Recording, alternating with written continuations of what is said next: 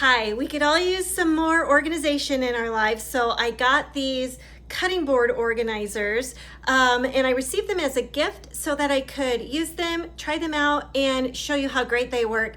And I got the 2-pack in black. So let me show you what I'm going to do with these.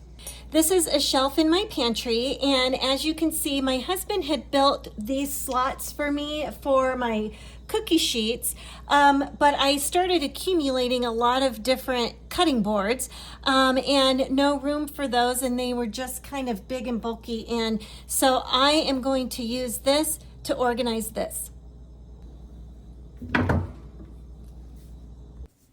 The really great thing about this is you don't have to install anything. You don't need any tools, screws, adhesive, nothing. You just set the rack on the surface and add your cutting boards.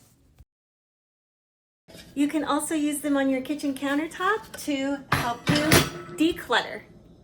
If you like this video, please hit the like button and be sure to subscribe so you can catch all of my reviews of all of these interesting products.